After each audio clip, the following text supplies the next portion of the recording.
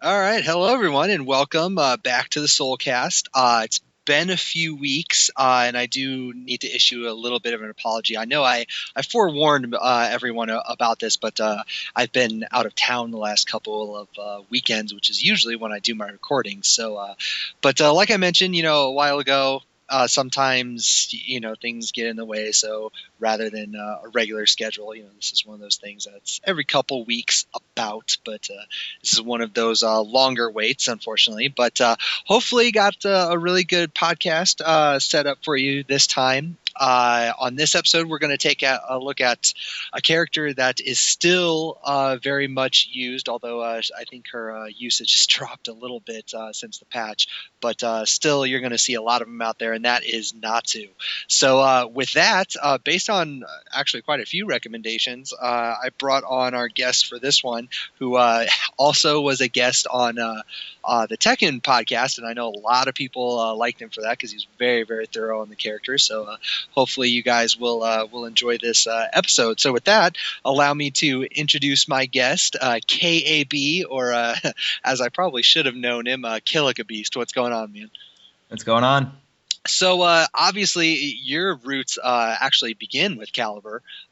So we kind of did this a little bit with the Tekken podcast, but just to kind of give everybody out there who may not know your background very much, kind of give them like a brief Cliff Notes version of KAB, the man, the legend.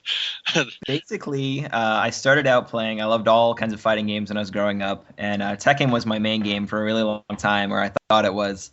And I went down to an arcade in Miami where I played some guys from Zaibatsu, and they just wiped the floor with me. And that's when I first realized that there was a lot more going on in fighting games than I had previously thought. I'm sure we've all had that experience Mhm. before. Oh, absolutely. And at the same time, this is in Tekken 4. And at the same time, it was when Soul Calibur 2 had just gotten released in arcades. And I don't know what it was about it, but something drew me to it. And I really, really liked the way it looked and the way it played. And I just picked Killick at first and was button mashing. But that was the first game I really, really got into in depth and started going to tournaments and traveling and whatnot. And since then, it's been mainly switching back and forth between Calibur and Tekken. But I really, really like 5. It's probably my favorite version of the game since 2. So I really hope it sticks around for a little while. So you mentioned Tekken, and obviously, I'm sure like everyone who's touched Tekken, everyone's getting real hyped for Tag 2. So do you? Is Caliber 5 at the top of your list right now? Like even once Tag comes out, do you think like Caliber's still going to be like the game for you? I would like to think that the Caliber and the Tekken communities can cohabitate because we always did in the past. Like tournaments ran Tekken and Soul Calibur. This is kind of a new deal where it seems like people are wanting to be one or the other, and I don't really think it has to be that way. I am going to play Tag 2, probably at a semi-competitive level, but I'd like to keep Caliber as my main game at the moment, unless it just dies, which would be awful. But yeah, I'll probably play Tag a little bit less than Caliber. Yeah, I guess post Evo, it's died down a little bit, but I think everyone who was playing it before Evo is for the most part still playing it. And yeah, I completely agree. Like as far as the tournaments I run, if Tekken there, Caliber is almost always there, and then vice versa. So Yeah, I definitely don't expect that, at least for me, to change exactly. after Tag comes out because I do enjoy both games.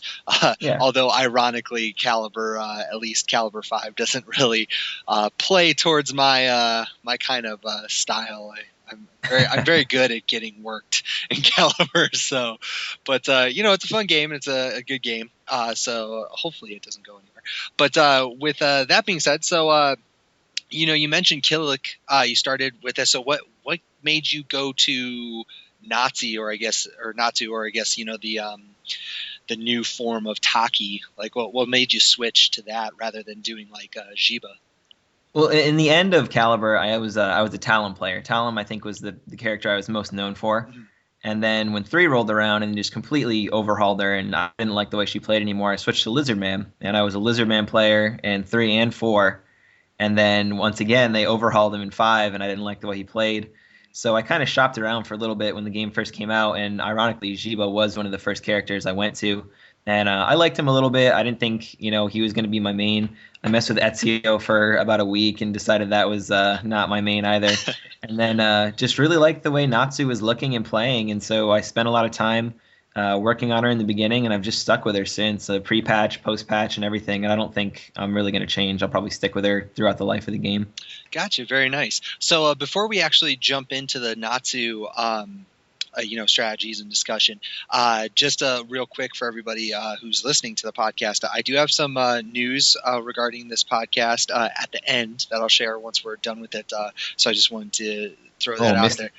Yeah, mysteries, but I want you to suffer through it. I want you to listen to us and pretend that we are idols and legends, and make sure that you write down notes before you get to the really good stuff. So with that being said, okay, let's do some Natsu stuff. So with the patch obviously changed her a lot. Everyone was bitching about her before the patch because I think for the most part, she had, if you were to break down a character into like 3 or 4 categories, she excelled in 2 of them. 2 of I would say the strongest categories, and that would be speed and damage, which is always, you have those 2 paired together. Even if you're weak in every other category, I mean, you end up making it up so fast just because of the pace of a fighting game. So they obviously did a lot of tweaking with her because of that. Everybody was complaining and voicing their opinions about it. So post patch, she's very, very heavy on the speed. And then they toned down her damages a little bit and her combo potential.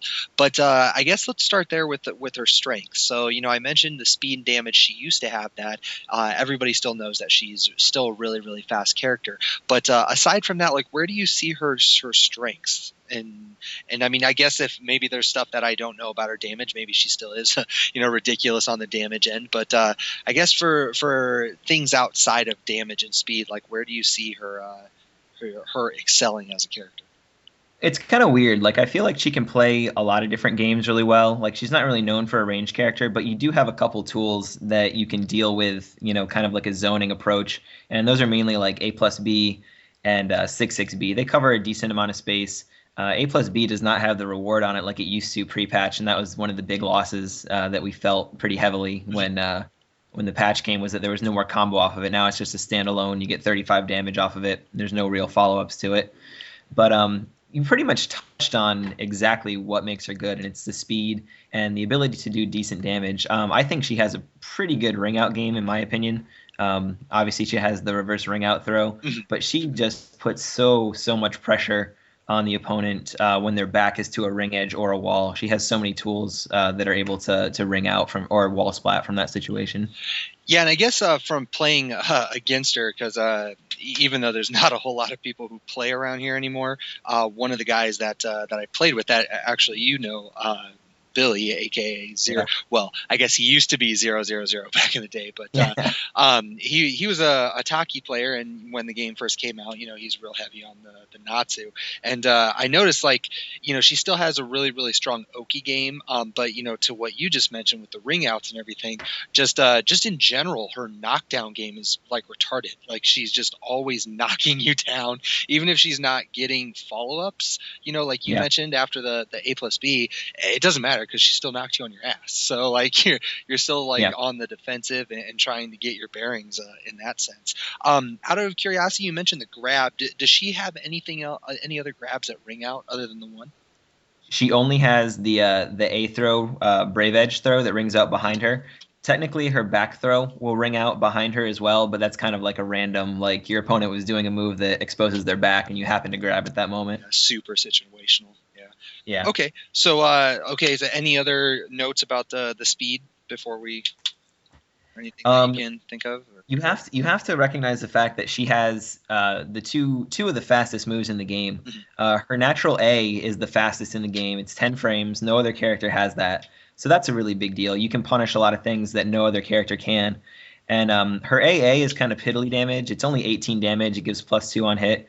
But the A6 just frame is really where that shines, because you can punish things that are -10 for 42 damage, which is pretty hefty, especially for a move that's normally safe against the rest of the cast. Yeah, and this isn't a Tekken game, where like everybody has, well, I shouldn't say everybody, but where most characters have something at that basic 10 frame level. Right, so. Exactly. So it's and in addition to the 10 frame A, she also has 2 B slide A and 4 A plus BA. and those are cancels that come out at 8 frames, and that's really really fast. And you can do weird stuff like that. Like you can ignore some frame traps by attacking at disadvantage with an 8 frame move, and it catches a lot of people off guard. So yeah, definitely with the cancels being that fast, it's kind of adds a different dimension to her gameplay because you always have to respect it. Gotcha. So in addition to the AA, you were talking just kind of as a segue, I guess, into kind of punishing. The AA gives her that advantage because not a lot of characters are going to be that fast and be able to punish stuff like that. But how good is she? I guess at the what's the best way to say it? Like I guess a few frames out, like maybe the 14 to 18 section or something. She has excellent punishers pretty much all around. I think people undervalue her as a punishing character because she pretty much has options for everything. Now the problem is you have to be very knowledgeable and very specific with your punishes. Like you have to pick your 13 frame, you have to pick your 14 frame, and your 16. You just don't have one option like a stab, like Pyrrha or Omega, where if it's negative 14 or above, you're probably going to be doing 236B. So in that respect, do you think that she's, in order to play her or at least be a really good punisher, that you have to have that frame data knowledge? Because from my observations, like a lot of Caliber players, as opposed to say Tekken, a lot of Tekken players seem to know their frame data, which is very like intensive. Like the character move lists are huge, and it's kind of exhausting to remember that kind of stuff. But for a lot of Caliber players, it's very much fluid, like the momentum of the match, the rhythm of the match, you just kind of learn from playing, and it's not so technical in the punishing aspect. Do you think that she's a split from that? She's kind of not I think the run of the mill. definitely, like I said, you have to really know which moves you're going to use in which situations, because a lot of times there's situations where something might be A6 punishable by the frame data, but even because of push out, you might be having to use something else because of the push out on block. So I think there's a lot of specific punishment with her, and that is something I've really focused on since the game came out. It was like knowing which moves I need to use in which situations. And we'll break it down by frames right here. So like number one, I mentioned the cancels. So like 4A plus BA, which is 4A plus B is the bomb. It's the low bomb that's not unblockable. You can cancel that into a very fast, high horizontal swipe that comes out in 8 frames. If you do it perfectly, if you do 4A plus B and then A in a 1-frame shift, it will come out at 8 frames. So technically, you can punish things that are -8. Very, very, very hard to do. But where it really shines is punishing things that are normally safe against everybody else in the game. Stuff that will like force crouch and leave you at -10. A couple specific examples are like Mitsu's 2-2B, which he uses that a lot. Ivy's 2A plus B, which is the downward stab that forces crouch. Those are all punishable by this move. And while it's not a ton of damage, it's only 8 damage, it leaves you at +4 and you're right in their face. And I find a lot of times it's more of just like a shock factor. Like I can usually pop off a throw right there without them realizing it because they're kind of just like, what the hell just happened? I just got punished for something that I've never been punished before for. And so you have that at -8 to pretty much -10. At 10, you have your AA or your A6. The A6 does not have a ton of forward range, so a lot of times there's moves like Astaroth's Bull Rush where unless your back is to the wall, you're going to have to use AA over A6 because the push out is too much. She doesn't have anything for 11. She doesn't have anything for 12. 13 is interesting because she has her KK string. And there's a strange, I would call it a glitch in this game, where KKK is natural combo, or natural combo on counter. So normally you only get the first 2 hits. KK2K says it's only a 2-hit combo, but it's actually a natural combo. Like it's guaranteed on normal hit. And I didn't realize this until it was kind of funny. I was at a tournament and there was this other Natsu player who wasn't super good. He was kind of mashing the buttons. And he just liked throwing out this KK2K. And he would hit me with the first 2 hits, and I'd go to block or duck the last hit, and he kept hitting me with it. I'm like, why is this happening? I couldn't wrap my head around it. I'm like, I know I'm ducking here. And so as soon as I got home, I went and tested that, and sure enough, in training mode, it says it's only 2 hits, but that third hit is sure enough guaranteed. Wow, so that's not very common knowledge then. Yeah, I guess. no, not at all. But, And it's a decent Punisher because it's a decent range 13 frame Punisher. It gives you 30, I believe 34 damage, and it leaves you at 0 in full crouch. And you know her while standing K is really fast. So basically, if they do anything other than 2A, your while standing K will counter hit them. So it's not a terrible move to punish with. Good setup on that. Once you get to 14 frames, she has 4B, which is it's kind of like a forward stabbing. She has some glowy shit around her fist. It looks weird. It's good on counter hit. It gives you a full combo on counter hit. But on normal hit, you get a free 1A that's like 36 damage. You can do 4/4 KK, which is like the flip kick, which will give you 45 damage, but they can tech roll out of that. But the situation that they're in after that knockdown off 4B, if you use the unblockable bomb, they're going to get hit by it if they tech roll. So it's more in their favor to just stay there and eat the 4/4K. So theoretically, she has a 45 damage punish at -14, which is pretty good in my opinion. Oh yeah, for sure. 15 frames, she doesn't have much. She has her BK string, which knocks down. If they don't tech roll, she gets possession K or possession B plus K out of that, which isn't terrible, but they can tech roll out of it. I usually will go for one of the other punishers, either an A6 or a KK or whatever. Mm-hmm. And then 16 is where she starts getting launchers. Her launcher 3B is 16 frames, and you get A6 as a combo. And then after that, they can tech roll out of all options, but there's also tech traps off of that, so it's just kind of like a gamble at that point. But if they're not tech rolling, you can get 4/4K and that'll hit for between 75 and 80 damage respectively. So that's great at -16. And then for range punish, she has a 6A plus B, which is that the spinny move that leads into possession. Mm-hmm. And for that, you get possession A6 as a free move on hit. So it does 39 damage by itself. And again, it's the same situation where if they're not teching, 1A will be guaranteed for 60 damage. And if they do tech, you have options to beat their tech rolls. So just real quick, because I'm hoping that a lot of people out there are as noobish as I am. How do you stay in possession after, or go into possession after some of these moves? You just hold it, or?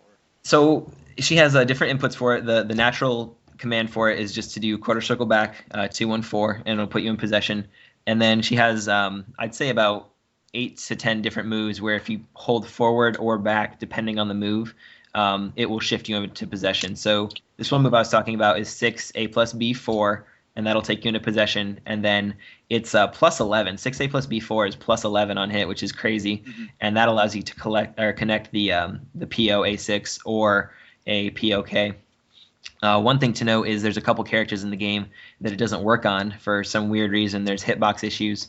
I think it's Algol, Ivy, Lizardman, Raphael, Viola, and I feel like I might be missing one or two, but that's the core ones where this will not work. So 6A plus B is not as viable a punisher in those matchups. Gotcha. Yeah, this is I actually have a new setup here for my little podcast and stuff. So I'm actually playing the game, which I feel is an advantage. Stuff? Yeah. Okay. So because for the longest time, for those out there listening, like I would usually just chat and stuff and be like, oh, what is that move? But now I'm like, hey, now I'm doing it. Check it out. That's a good idea. So now I can actually sort of speak knowledgeably on stuff. So I was like, what's so that? After 16 frames, which she's really good at 16 with 6A plus B or 3B, she has her 17 frame punishes, and those are 6/6B, which is a great move. It does 48 damage by itself. And then if you do the Brave Edge into a combo, you get 74 to 80 something damage if they don't tech. So that's really good. And then the other one that isn't used as much and needs to be in certain matchups is 6/6K, which is the spinny kick. And the reason this is so good is because it has incredible forward range, and you can punish a lot of things that have major push out, things like Nightmares, 3AA, a ton of Ivy's moves are punishable by this move. And it's good because it gives you chunky damage. It's like 40 damage, which is great. but it also leaves you at disadvantage on hit. So you're at -4. But again, with her speed, there's still things you can do with it. You know, her A is 10 frames, so you'll trade with BBs if you want to commit to the cancel moves I was talking about. Only a 12 frame move will trade, so you have options, and there's always obviously tech jump moves and tech crouch moves. So it's kind of just reading your opponent at that point. I even like to use it as a just guard setup if I know they're going to try and like check me with a BB or something. I'll throw a just guard out there and try and get them with that. Gotcha. Now, how fast is 66B? Because like I feel 66B is 17. Okay. And then you said, wait, and the 66K is also? 66K is also 17. So, because I noticed like a lot of Natsus tend to prefer 66B over 66K. Like even for pushback moves, like as just regular move, it's great. I mean, 66B is amazing. They're both punishable on block, but the difference is 66B has push out, so it becomes safe against some characters because they don't have a move that will reach. There's certain matchups I just won't use it in because you're going to get hurt if they know how to punish it. 66K is punishable as well, and it leaves you right in their face. So there's no guessing. You're probably going to eat a BB or something worse if the character has a better punisher. Gotcha. So what's you just mentioned doing the 66K in certain matchups like against Ivy. Why wouldn't you do the 66B instead of the 66K? Does the 66K a lot of times it won't reach. A lot of times the 66B won't reach. It's like I'm gonna go off some Ivy moves. Basically, her 6A hold is a really long range one hit move that is a attack throw on counter hit, drags you in and gives her a free Oki. That has crazy long range, and 66K will punish that. I'm trying to think of some other ones. I know her 3A hold is the same thing. There's just a lot of situations where you're probably going to use 66K over 66B. So just consistency, essentially. Yeah. Okay. Mm-hmm. Gotcha. Okay then. And then what is there anything after 17 frames that's about it. I mean, she does have her she has A+B, which is pretty long range as well. But most of the situations that I can hit that, I can hit one of the 17 frame punishers. Mm-hmm. So since it lost its combo in the patch, I won't usually use that unless there's a couple situations where I might use it, like off of Leisha 44B. If she does the retreat that has the guard impact on it, mm-hmm. A+B will raw punish it on block, and then if she does the retreat, it'll punish that as well. So there's no guessing. Gotcha. I'm doing the not to backtrack too much, but you mentioned the KK 2K, and mm-hmm. It's pretty interesting with that's a natural combo because you can confirm it. So yeah, oh yeah, do KK, and then if it hits, okay, boom. Then I got the. You see in training mode how it says it's 2 hits too, yeah, right? I do. Very. Isn't that crazy? That's but I guess training mode, regardless of the game, has always had its inconsistencies. So I guess it just goes to show you too. You can always learn something from everybody, even if they're a scrub. You never know what they're going to teach you. Yeah, absolutely. That's so funny that random Natsu players teaching pros how to do work. That's funny. Right. So okay, so then, and is there anything special off of while standing? Because I know you mentioned the while standing K. Her while standing punishment isn't the best. I usually use moves that are not while standing moves to punish. While standing K is good because it's fast, so you can punish things like generic 2K. 2K you can punish with while standing K, which is nice. Even though it's not a ton of damage, it's damage. You just take it when you can. If I duck a throw, I'm usually going for 4B or 6A+B, just because they're decent damage and they're fast, so I don't have to worry about like messing up the window or anything. But her other while standing moves are not very fast. Her while standing A, while it is a good move, it's 17 frames, and her while standing B is even slower. It's 19. So they're not super good block punishers. If I punish something that's like a heavy sweep or like a 1A or something from a character, I'm probably going to do 66B Brave Edge. That's probably my go-to like heavy duck punisher. Gotcha. All right, so nothing too special there. So okay, so back to kind of go back to the whole speed thing. I know that she's a really good whiff punisher, and we already talked about a couple moves I see people using all the time: 66B, 66K. Yep. Mm-hmm. And obviously, if somebody whiffs in your face, you're going to 3B them or whatever. But are there any other like really, really good moves for whiffs that maybe, wouldn't come into play too much for a block? 2-2B has incredible forward range, a lot more than you think it has. So if you're just kind of floating around at mid range and you get them to whiff something where they think they can't be hit, 2-2B, if you predict it, it will hit very, very far in front of you. So I'm kind of tossing that out at range as well. Now, is that punishable at all? It's -12, so it's yeah, not terrible. In most matchups, you're only going to get AA punished, and in some matchups, you can't even get punished at all. Um, it's kind of funny because a lot of her stuff that's punishable, it is only -12. So there's only certain matchups where you're really going to feel it. Obviously, like another Natsu, Cervantes with his A slide B. Those are the ones I really fear the most. And if Ivy is on point and she can get her 6B8K, that hurts too. But other than that, there's not a ton of -12 punishers that I'm really that scared of. I'll eat an AA all day. Yeah, that move does have deceptively long range, but she, I guess not only does she take the step forward, but it's the second, she kind of does. Yeah, the second hit. Yeah, she does a dual swing sort of thing. That second one has retarded range. It goes so far. Crazy. All right. Anyway, so next move. Any other whiff punishers that? Something that's very, very matchup specific, but is an interesting to note. When the patch came, her full crouch A+B, which is the tax, everybody complained because it lost its ground stun, which was a big deal because, in my opinion, at high level, her Oki game does suffer because if people know how to get out of bombs and can jump them on reaction, even off of wake-ups, if you knock them down and they tech forward or backward, a forward or backward tech recovers faster than a sideways tech. So most of the time, they're going to have the ability to do a jump move and get out of your bomb, your unblockable bomb, I should say, and block the blockable one. So at high level, her Oki game is not very good, and this is mainly because she doesn't have a ton of moves that hit grounded. It's surprising, but most of her stuff doesn't hit grounded, and even if it does, it can be rolled to one side or the other. She doesn't have a really solid, like, brain dead, toss it out, and it's going to hit a grounded opponent move, kind of like Yoshi 3B or Patroclus 3B, stuff like that. So losing the tax was a big deal because, it hit everywhere on the ground, and it made them in a stun state where you could tack on an extra 30 to 40 damage with either a 1A or a 4/4 KK. And that was huge when we lost that. Now, people kind of abandoned it because they thought it was useless, but it does still have some uses, but they're very specific.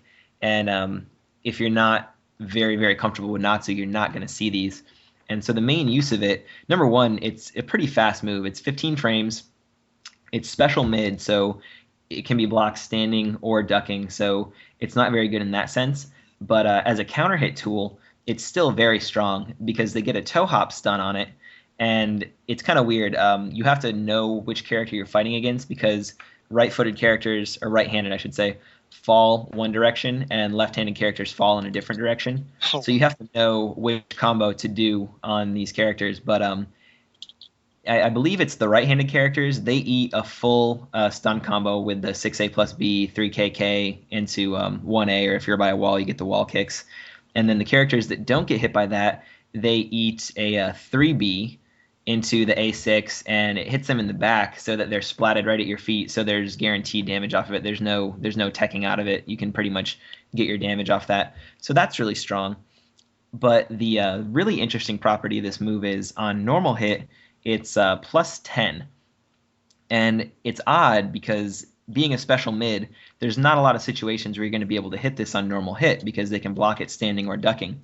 So where this really shines is in a couple specific matchups, namely, I'd say Jiba, Nightmare, Siegfried, and Ivy are the biggest ones. It pretty much boils down to anybody with a reverse ring out option because you can duck punish a throw with the tax, and then you can A6 them out of the ring because it's at +10, and if you can hit that one frame link and the just frame on A6, it will connect as a combo. Interesting. Yeah, I was just playing around with that, and I noticed the A. Can just a regular If you push them up against the wall, you'll see that you can get the A pretty easily, and then getting the A6 is just practice. And then as far as Nightmare and Sheba and Siegfried go, if you block their crouch grabs, or in Sheba's case, the little low bow hit, those are -16 on block. So you can actually block punish those moves with the attacks and then A6 them out of the ring. Interesting. So assuming that you're in that situation, well, ring out, obviously you'd want to do that, but because it's instant win. But on just I guess against the wall you're going to get more damage, but that almost sounds like it would be your kind of your go-to while standing punishment as well. Just because. Yeah, it'd be weird. It would be very weird in those situations. Like, you have to have them literally push right up against the edge. Like, it'll whiff if they're any further distance. But yeah, I mean, if you're in that situation, it's not terrible. It's not terrible. No, I would certainly say not. So you kind of opened the door there a little bit to the Oki game. So I guess let's talk about that then. You, I mean, you're talking about tax and stuff like that. Is that something that you're throwing out? Is it just that one situation for tax? When you think it's pretty much that one situation. I mean, I will use the tax kind of. They have a lot of more forward hitbox than you think they do too. Mm-hmm. So once in a while, just to like break up monotony and throw something that people haven't seen, I might stand at like 3 character lengths away and like throw attack or whiff something and then throw attack to try and catch a counter hit. But other than that, I don't use them much. I might use them a tiny bit in my Oki game. I will throw them, and if they hit the person, they're in a small stun, but not a ton, and a lot of people don't know they can tech after that, so that pretty much negates any Oki after that anyways. But if they don't tech, the unblockable bomb isn't a terrible option. You can do like your regular unblockable and cancel it, and play games with that as well. But it's not a tool I use in my Oki that much. Well, and I know that you mentioned earlier there's no, at least for her, there's no brain dead hit on the ground move. And I noticed a lot of, at least, the higher level players, mostly when they get knocked down, especially in a situation where they could tech roll, it's just, whatever, just eat it. Whatever she's going to hit you with, just eat it and move on with your life. A lot of people I play at high level, they're not even eating it. They're getting up, jumping my bomb, and doing damage to me, which is really frustrating. Okay, so kind of walk us through that. Like, let's say that you obviously you are the Natsu player. So what do you, like, sorts of options do you have after a knockdown? What are you looking to get? So it is a risk. Like, say off of counter hit 6/6 AB, that's a common setup for a bomb. If they tech roll to either side, they're probably going to eat a bomb. I believe if they do it early, they might be able to do like a 9B out of it. But it's a situation where you're going to see bomb a lot.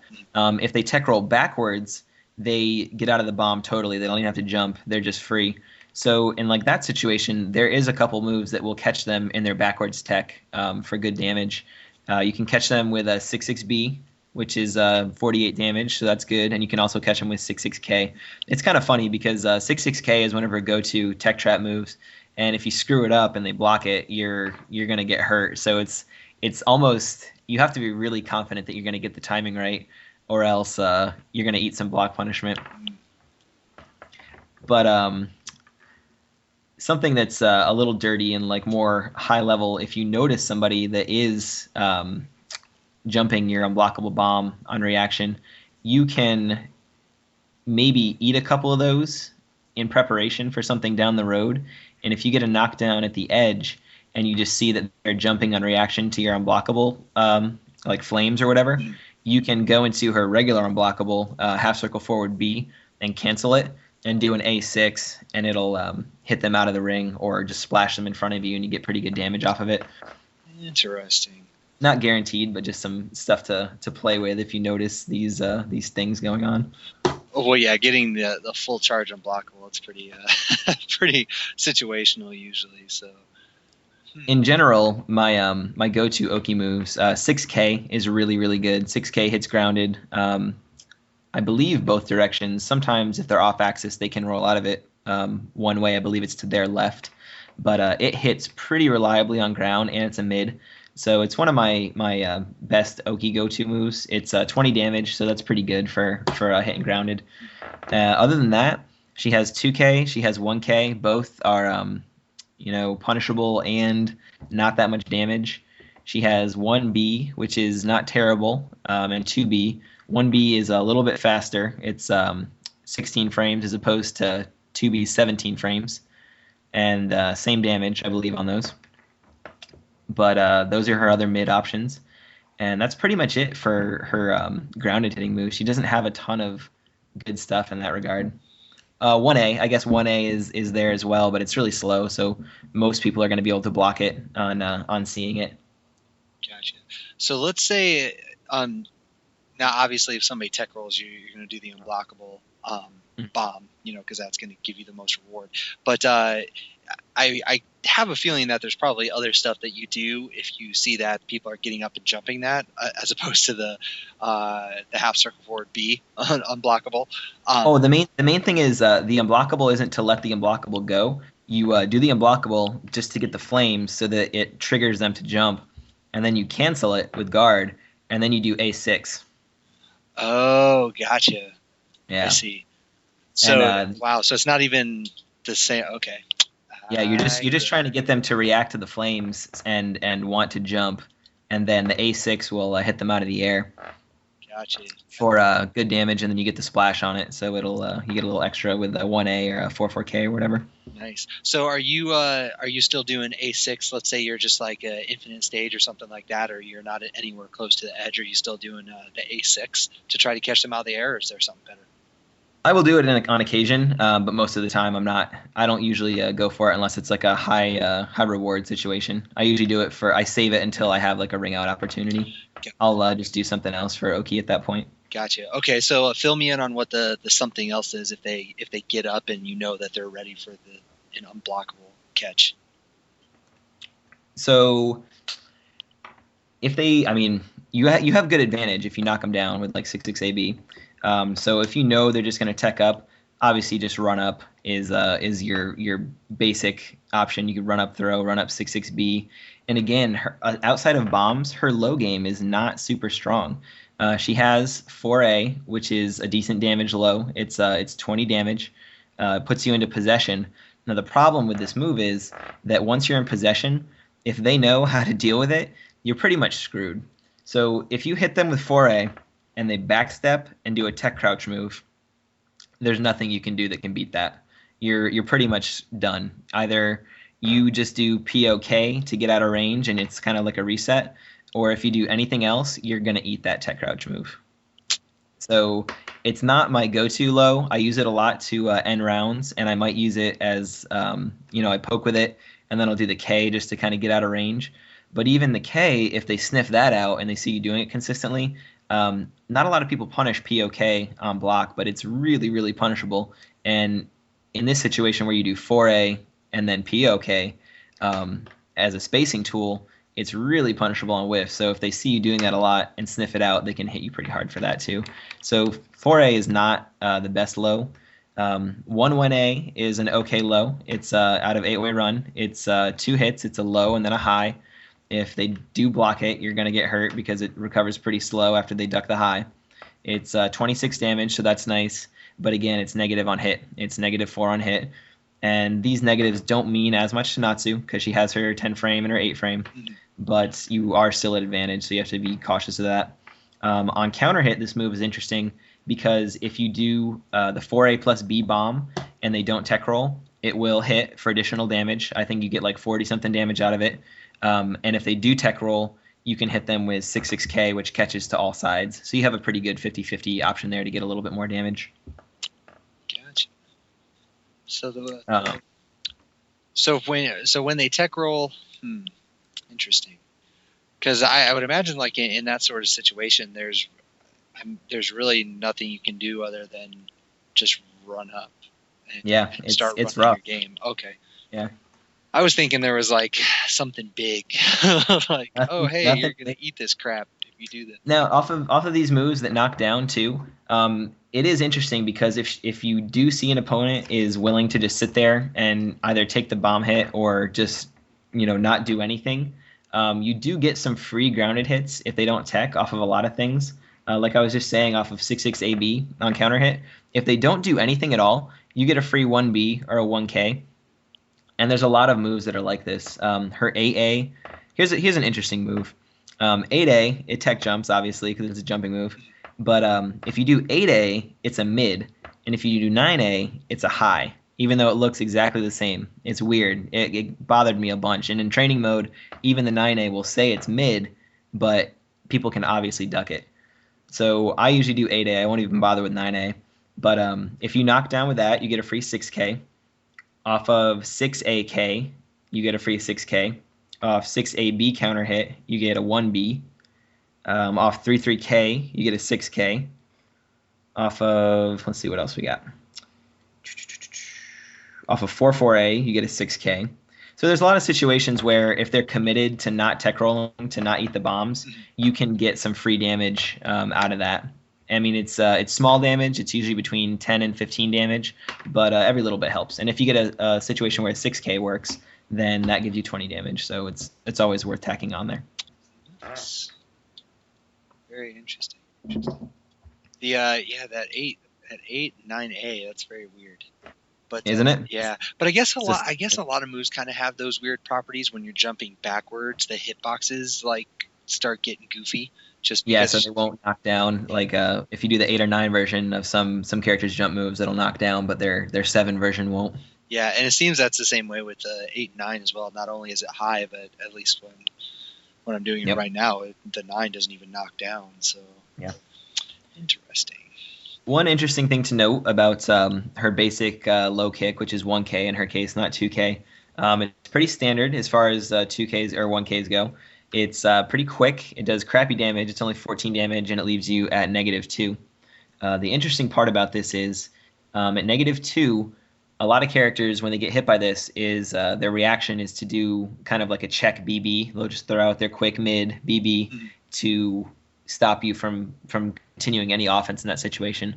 But with Natsu, with her 8-frame 4A plus BA, you can hit them out of this for a counter hit, and not that the move gives them more counter hit damage or anything, but it's an interesting setup. You can definitely disrespect certain negative frames and frame traps by using this move, and it gives you +4, and you're right in their face, so you can do whatever you want again.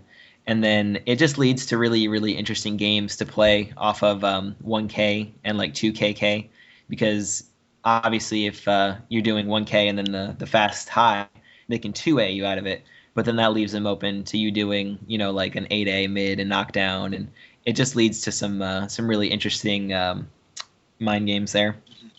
Well, yeah, and I'm glad that you keep bringing up this, kind of ignoring negative frames concept, because I know, like, especially after Evo, when people were talking about, shining Decapon and using, he was just blatantly like disrespecting disadvantaged situations. Like, I do not care that I am -100. I am attacking right now. And with Natsu especially, it seems like it's even more scary because she has those kinds of options where you're like, well, worst case scenario, I'm going to trade here even though I got hit, or whatever it is. But because of those shifts and the 8 or 10 frame moves, BBs aren't even really safe. Yeah, exactly. Most people think this is a safe option. You're not even really in a good position to sidestep or whatever. But and I'm pretty sure we've mentioned it at least a couple times on the podcast, where especially in these low negative situations, like you have options. Yeah, I think you said it was -2, right, for the 1K. Yep. So even though it's -2, the chances that someone is going to see and be able to acknowledge the fact that that's -2 in that amount of time, pretty slim. So as soon as that hits, whatever advantage that they might have had, it's gone by the time that they recognize it. So I don't know, very, very interesting. Caliber, it kind of laughs in the face of in a lot of situations, like the whole negative and plus frames. I'm going to add to that a little bit and say that 6-6B we talked about earlier. It's a great all-around move. Mm-hmm. And one of the things that makes it really good is that it tech crouches, and it has a small tech step at the beginning where she steps to her left. Mm-hmm. And in a lot of matchups where a character has a fast BB, I know for a fact that both Pyrrhas, Patroclus, Mitsurugi, Leisha, they're all susceptible to this.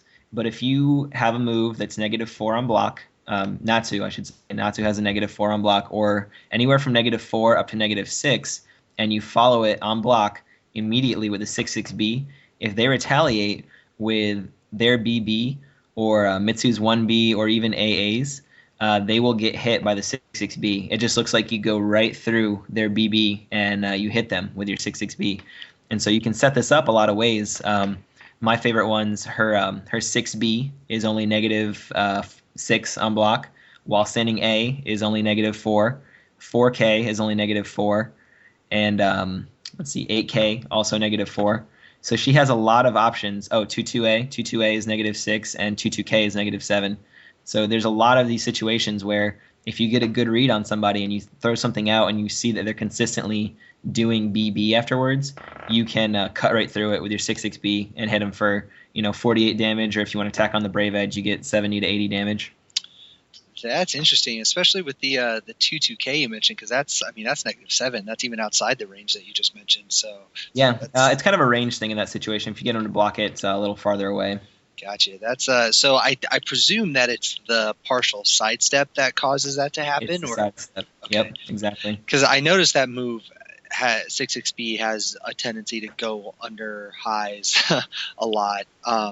But I guess in that particular situation, are there any situations where you can set that up for the tech crouch portion of it, as opposed to the? I have not tested the actual frames where it's viable for going under like AAs, but it's probably around the same situations. In fact, I'll test this after we're done, and I'll post it up in the thread when we're done with all this. Nice, interesting. We're finding out info as we go. So okay, so we're talking about what we were talking about. I know the negative frames, and then I feel like we were talking about some sort of general topic before that, but I cannot remember.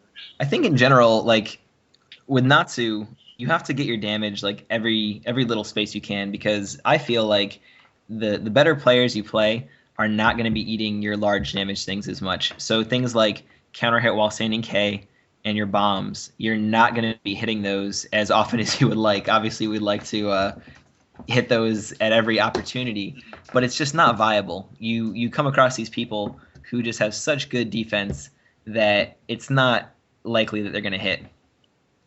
So you have to capitalize and get your damage where you can. And one of the interesting things that I don't know that a lot of new players might not know is that jumping moves, if your opponent does a jumping move and they're in the air, you hit them out of that, they cannot air control until they get hit again. So you get another free hit before they can actually get out of what you're doing. And Natsu can capitalize on this, I'd say, probably better than any other character in the game, with maybe the exception of Ivy, because of her A6.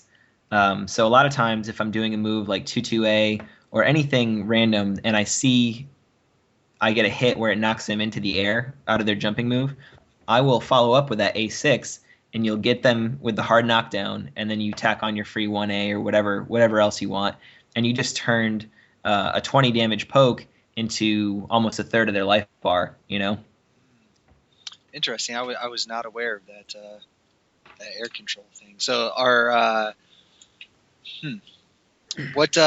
okay, so you said aside from Ivy, so with Natsu, this seems to be pretty important. With Natsu, it's kind of something that you're not going to be able to set up, and it's not going to come up all the time, but you need to be able to recognize it when it does happen, and you need to be ready to do that A6 when you see them get hit out of the air. Gotcha. So go ahead. Sorry. The reason it's good is because her hard knockdown move, a lot of characters have these hard knockdown moves, but they're not fast like Natsu's. Natsu's is 10 frames. Mm-hmm. It's interesting that you bring up the whole idea of playing against a really good defensive player, and you're going to have to. From the way that you phrased it, it sounds like she's one of those characters where you have to make a lot of smart decisions and kind of tick and tack away at their life bar, as opposed to getting I guess, like an Astaroth, he hits you twice and you die. Yeah. But Yeah. so, it used to be that way. So is there any and I think a lot of people had problems with that transition from, going to this fast paced kind of pokey style. So what do you recommend to like those players who are maybe having that trouble making the switch, like, because they're always trying to bait counter hits or do this other thing? Like, what sorts of, I guess, methods would you advise? I would say be more solid in your poking game, and know where your uninterruptible frame traps are and where you can beat things that they might often counter with. Situations like her AAB on counter hit. There's a lot of I'd say common responses that your opponent's gonna do in those situations. On that particular move, AAB counter hit, you're even. So both of you are even. And I'd say the most common response for your opponent is to do a 2A, just because it'll beat out your AA. If they do anything else other than a tech crouch move or a 2A, your AAB, you can get them with another counter hit. If they step, if they do any slower move, I guess they could backstep technically too, but even then you might catch them with the second A or the B part. But you'll counter hit them with that. Now, if you see they're doing a 2A, A plus B is an excellent follow-up there, just because it will deal with step, backstep, and the 2A in that situation. So you're kind of like playing the law of averages, So in that regard, when you're doing stuff like AAB, that AAB is punishable on block, right? It's -14, and you kind of have to pick and choose which characters you're going to use it against, because certain characters can punish it, certain characters can't. I mean, obviously you are at -14, so you are a pretty hefty disadvantage there. But because of the push out, some characters can't do anything about it, and those matchups are actually fun because you can just spam it, you can just use it, and there's not really much they can do about it. Okay, so out of curiosity, what characters have a hard time doing it? I know Zvi has a really hard time punishing it. Who else? Viola has a difficult time punishing it. I think Lizardman. I don't think Lizardman can punish it well. Everybody else gets something, but some characters get more than others. Obviously, like against Apira, you're going to get stabbed. Mitsurugi has 6B8, which hurts a lot. So certain characters you just can't do it against, but other characters, it's not terrible to just throw it out there. It is technically hit confirmable, but you got to be pretty on point to be getting it consistently. Gotcha. So, despite the fact that it's hit confirmable, it seems to be that, still a pretty, I shouldn't say pretty, but it is more of a counter hit tool. So when you're moving around, and this is actually kind of mixing in my next question topic for Natsu, because we haven't really touched on it too much, but kind of moving in and out of POA. So when you're moving around and you're trying to do this pokey style, obviously possession A, that's you mentioned a couple times. You mentioned 4AB into the A transition, which you can do that for the most part. It's the same move doing it out of possession. Yeah, exactly. So like when you're doing that, or when you're moving around, is it mostly that move, or are there other like pokey moves that maybe we haven't talked about yet that kind of just stop? Or I guess my question is, does everything revolve around the POA and just our basic A? Those are kind of very specific situations where you're going to use the 4A plus BA. I think those are more of like you have a very set idea of where you're going to use those. As far as like general poking goes, I really like 3KK. It's her fastest mid poke. It's 14 frames. It's natural combo, gives you 20 damage and frame advantage on hit. So that's always a good one to use. Like we talked about earlier, the KK isn't terrible because it is fast. It's 13 frames and it has decent forward range and it'll cover step. So that one's not terrible either. You can confirm for the low hit on the end there. Her BB string is interesting because it is slower than 3KK. It's 1 frame slower, so it's not as good in your poking arsenal. And there's a mechanic in this game that really annoys me, because I think it's just because Natsu suffers from it a lot, but I'm sure other characters are hindered by this as well. And that's the fact that if you have a string that's, say, natural combo on counter, like her BBK is that way. If you hit a ducking opponent with it, or a character that's doing a tech crouch or a 2A or something like that, it no longer becomes natural combo. The BB part will hit, but then the last hit is high, and it'll sail right over their head. And it's just really, really frustrating. I don't know why they didn't make it so that people would stand up and eat that last hit. There's a certain move of hers, 3-3K, and for the life of me, I can't really figure out what this move is for. I think the only purpose of it is to prey on their ignorance and hope they block it, because it's only -2 on block, so you can set up some like AA counter hit things there if they don't realize it. But the move is it's a mid-high, okay, and they can duck it on block. It does not jail, and so they can punish you there. And if you hit a ducking opponent, only the first hit will hit, and then the second hit will sail right over them. And I believe you get punished for it too. I think they can hit you with something quick. So it's slow too. It's not fast. It's like 20 frames. So I for the life of me can't figure out why they put these properties on this move. And what was that again? You said it's a 3-3K. 3. It's a 2-hit like jumping kick move. I feel like I'm doing 1-1K. I'm retarded. Okay. Ah, yes, I have seen that move a couple times. Yeah, that's really weird that it would just. It's strange, and again, like I will use it once in a while near the wall or ring edge to set up like an A6 or something. But yeah, other than that, it doesn't really serve a purpose for me. Like there's certainly other moves I'd want to be doing anytime I would think about using that move. Gotcha. So, are there any pokey strings or anything that go into possession, or are you mostly ignoring possession when you're just trying to poke? I don't use possession a ton when I poke. I will use it off of if I think I have them frozen up and they're not going to retaliate because I've hit them with a couple of counter hits. I will throw out a quick possession B there just to get some guard damage, and maybe they duck and I get a good chunk of damage as well. It's +8 on block, so you can force a nice mix up off of it, and it does decent guard break damage. But I don't use possession a ton in my game. I use it on the guaranteed things like on 6A+B into possession A6. Obviously, you need it for your combos. You have to have it for the long stun combos. But possession is not a huge part of my game. Interesting. So yeah, and again, I think it stems from it's a tool where if the person doesn't know it and know how to deal with it, it's really strong. But I don't play people like that very often, so it's just become kind of worthless to me. I might throw out like possession 8, which is the hover stance. She has the strong mid and then the low that knocks down out of that. Yeah. That's another one where maybe I'll throw it out once in a great while to see if I get a good reward off of it. But if it's something that you're basing your game off of and you use it reliably, my training partner here in town is a very good Pura Omega player, and he will every single time, it doesn't matter when I use it, if I use it once a match, he sees me go in the air, he runs underneath me, and he gets a free back throw every single time. So it's not something that you can really rely on. Interesting. So I guess in that regard, then, so are you mostly just moving around and trying to poke and get those frame situations, or? I try to get the frame situations. One move we haven't talked about at all, and I think it's her best move personally. It's kind of funny I haven't brought it up yet because I'm pretty known for whoring it out there. Okay. 2-2A. If you're not using this move and you're a Natsu player, you're doing something wrong, because it is it's amazing. The properties on it are just too good to not use it.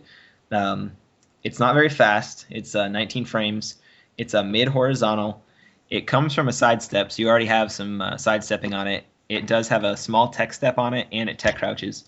The tech crouch window is very strange on it. I haven't quite pinned down where it is. I think it starts a little later than you think and then ends just before the move hits.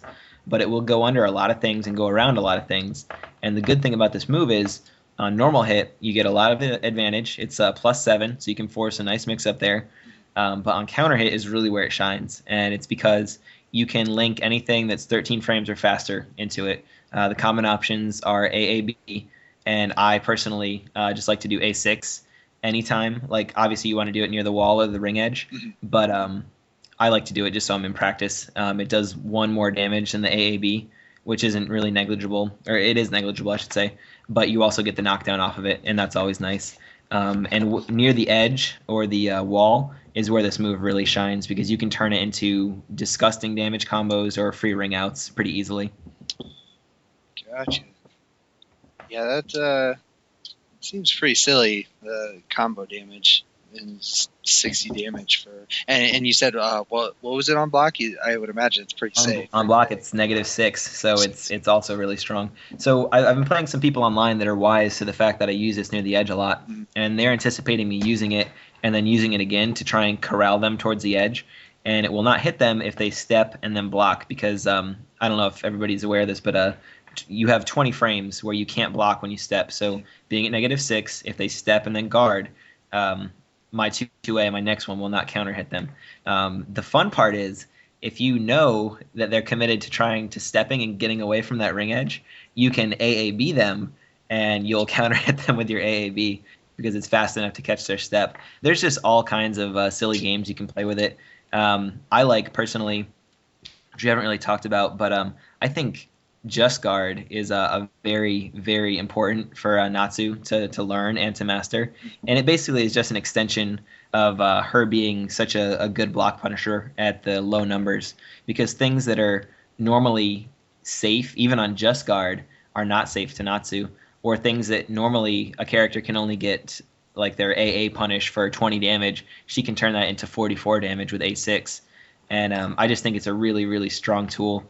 And so a lot of times, like, off of these moves that have slight negatives, you can play all kinds of games because, like we talked about earlier, the 6/6B has evasion on it. These moves, being that they're slight negative on guard, they're excellent just guard bait. You can even do things like just guarding BBs and AAs. Like the BBs and the AAs, you have to commit to doing 2 just guards. It won't auto just guard both hits, but it's very, very possible. I do it quite often. And you're going to get your A6 in those situations. So it's just a really 2-2A. You can play all these kind of games with it. Gotcha. Yeah, and I mean, just the move itself is just so fast. You know, like other characters that are, when they just guard, I mean, they don't have that option. You know, like, and there's I know I noticed a lot of players, in addition to trying to bait a just guard, that they're also in that position where they have to guess whether it's going to be an AA or BB string. You know, if it's just one move where you can just guard and you have a billion frames to punish afterwards, you know, that's one thing. But if it's just an AA BB, you know, some characters, they either can't get very much damage or they can't really get anything. That's my general thought, is that a lot of things like basic BBs, like Pyrrha's is only -12 on just guard. So most characters are only going to get their AA. A lot of characters don't get anything, and Natsu can get 44 damage, you know, and a knockdown. So it's a really strong mechanic for her to learn. And just talking about it some more, there's things where, like 2KK, it's a low kick into a mid kick. Then the second mid kick, it forces crouch. The string is not natural combo; it is combo on counter. But the fun thing with it is, if it's this, I love Soul Calibur because it's so much about playing the mind games. Like, you have to make such good reads, and you can do all kinds of things with the moves because of all the properties of, you know, tech step and tech crouch and just guard now. So off of this particular move, 2KK, they're crouched, and a lot of times people are just going to throw out a while standing attack. It's perfect just guard bait. You just guard it, you get your free A6. I'll use it near the ring edge a lot. And then what beats just guard? Just guarding usually loses to lows, to throws, or to slower moves. So if you are sniffing the fact that they're trying to beat your just guard out because they're annoyed at getting just guarded in A6, in this situation, you have your 8A, which will go over the low and hit the throw for a knockdown and for a little extra damage if they don't tech. 8A will also wall splat to the right and ring out to the right, so it's really good near the edge. So it'll beat both of those options. And then if they do a slow move, like say they have a really good move that's slow but really good on block, so they're going to try and like take back some advantage by doing that, you can make them block the 2KK and then do an instant while standing K and counter hit them with the while standing K because while standing K is so fast. Yeah, and I know the 8A, I mean, that even if they block it, that still puts you in a pretty decent position. Because Yeah, 8A, it pushes out on block, and it's only -5, so you can go right back into doing whatever you want.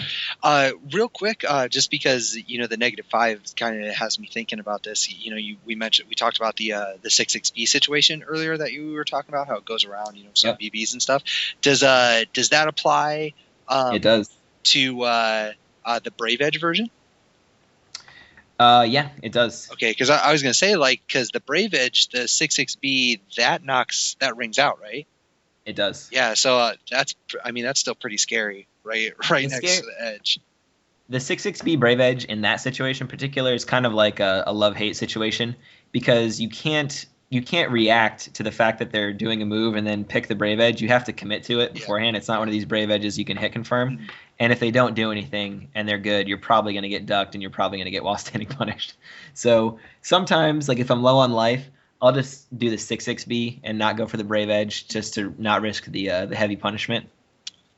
Gotcha. But yeah, I mean, it is an option if you wanna go all in and throw what you got out there. It's certainly there. And it's funny that you just said about Caliber, how everything is about the mind game, and yeah, I completely agree with that. And part of the reason that I agree is the fact that we've talked about it quite a bit so far, where there's just so many situations where in another game you would be in that situation where, well, I have negative however many frames. If I do anything here, I'm going to get killed. But in Caliber, it's not okay. It doesn't matter. It's like, okay, yeah, I could get killed, but if I pick right, you know what? I'm going to get huge reward off of it. So pretty. I don't want to say unique, because I'm sure there's some other games that work that way. But as far as the games that are out there, I mean, it's pretty crazy how big of a reward you can get off of a pretty nasty disadvantage. What's the word? Disadvantageous situation. There you go. There's a huge Google word for you guys. But yeah, I completely agree that it's definitely a lot about mind games, and not nearly as much as like the technical, like framey side of fighters. So you're not going to make the right read all the time, but when you do, it feels so good. Mm-hmm. Absolutely. When you get that just guard into the ring out A6, it feels amazing.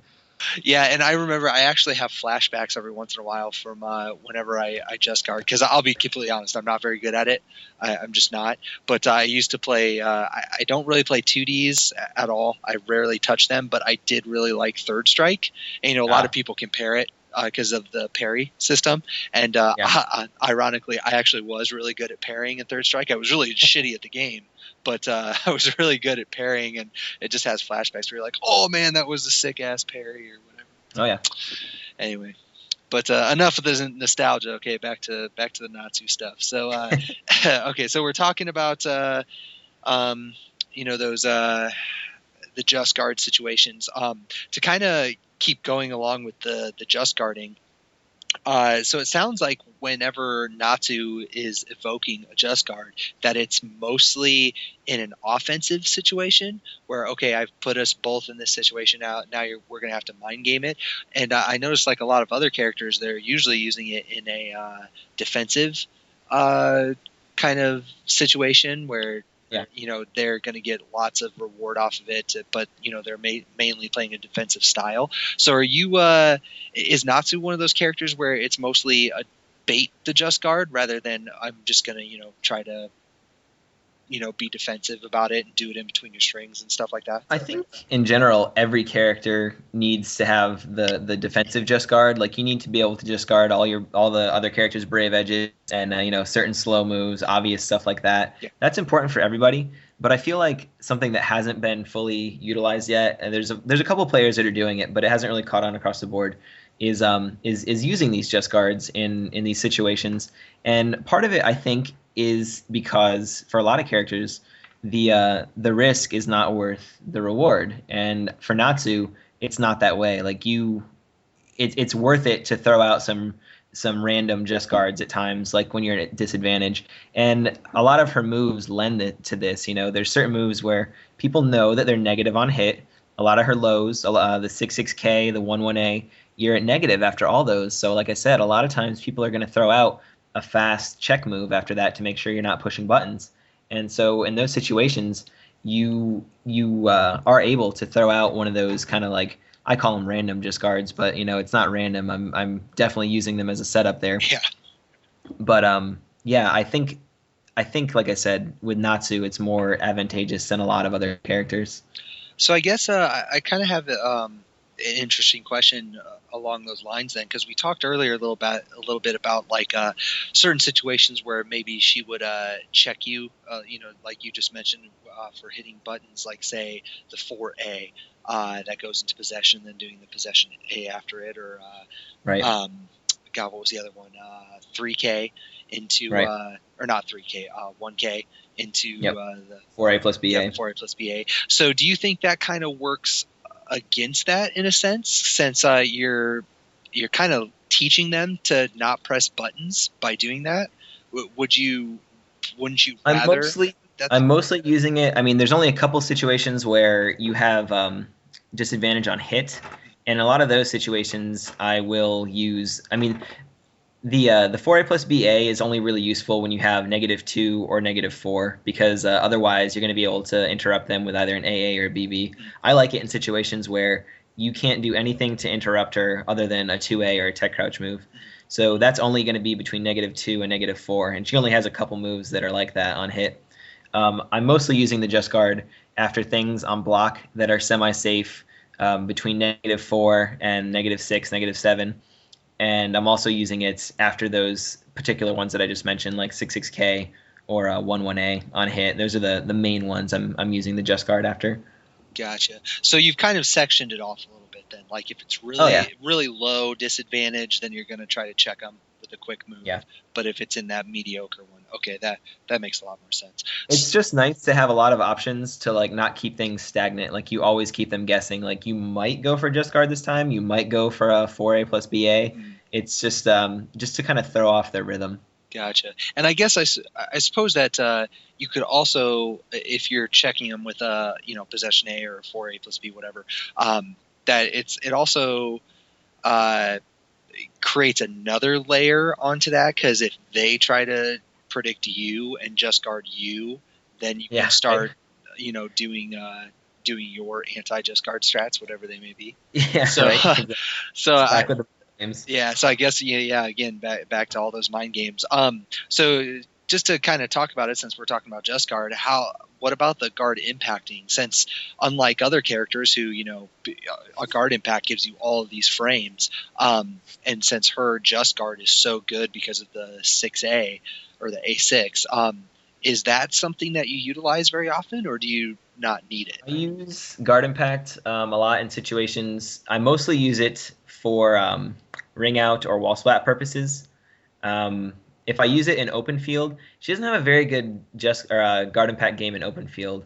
It's basically a mix-up between using 6/6B or 3B to get your guaranteed damage, and then if they're re-GIing, use a bomb. Use either a blockable bomb or the 4A plus B regular bomb. And if they don't re-GI, they can punish the bombs. So she doesn't, in my opinion, she doesn't have a super strong regular guard impact game. But when you get them against the ring edge or the wall, then it becomes scary because again, A6 is so strong. It's really quick. Even when you guard impact somebody, I think A6 is hard to react to re-GI personally. And you have enough time to do AG and then do another A6, and it'll still hit them, even if they don't re-GI. It's scary. So a lot of times if I see them definitely re-GIing, I'll do AG and then A6 and still get my wall splat. And then it just leads into, her ridiculous damage. So just everything seems to revolve around this A6. Like it's just A6 is strong. If you don't have it under control yet, you need to learn it because it's really good. Gotcha. It's not a move I toss out there randomly either, though, because it is unsafe on block. It's -14 on block. So maybe once in a while I'll fish for a ring out or a wall splat with it, but it's not my go-to like mid move of choice. It's in punishment situations and it's in guaranteed wall combo situations. We talked about earlier how 2-2A will let you on counter hit use the A6 to get a wall splat. It's the same thing with 2-2K, which is a move we haven't talked about a ton. but it's another really good move. It's a sidestepping jump kick move that's fast. It's 13 frames. It's safe on block.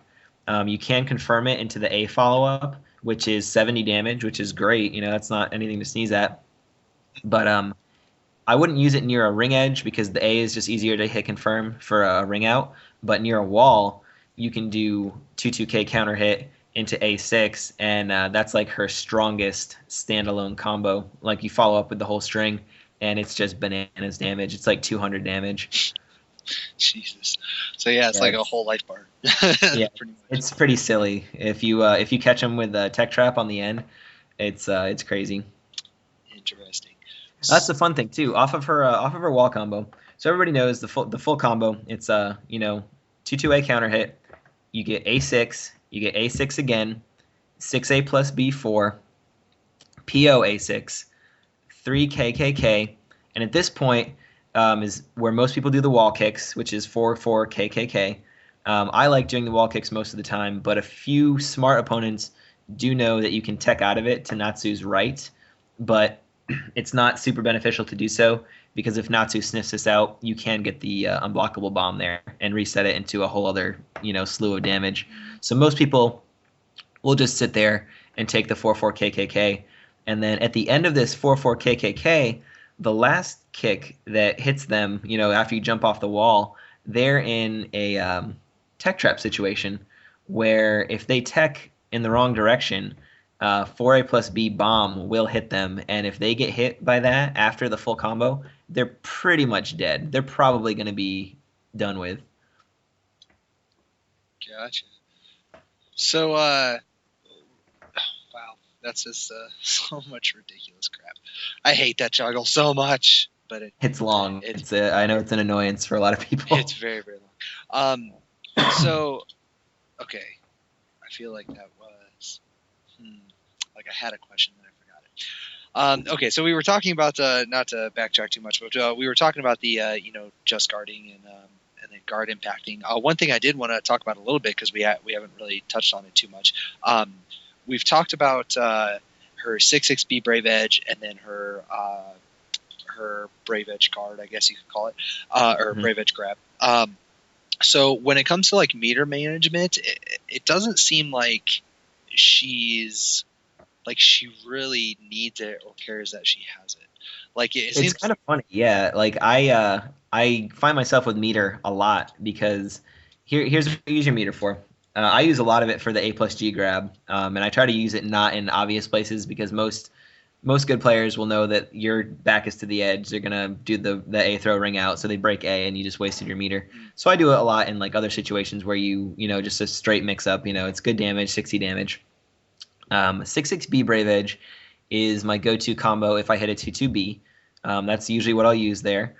I will use raw 6-6B sometimes, like we talked about, if I sniff out one of those situations where I can go around a BB or something like that, or in a block punishment situation, I will use 6-6B Brave Edge.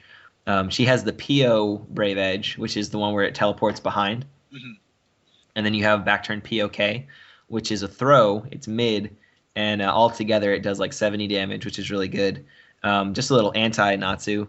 If you sniff that out and don't do anything and block it, it's a 50-50 mix-up between a side throw and a mid.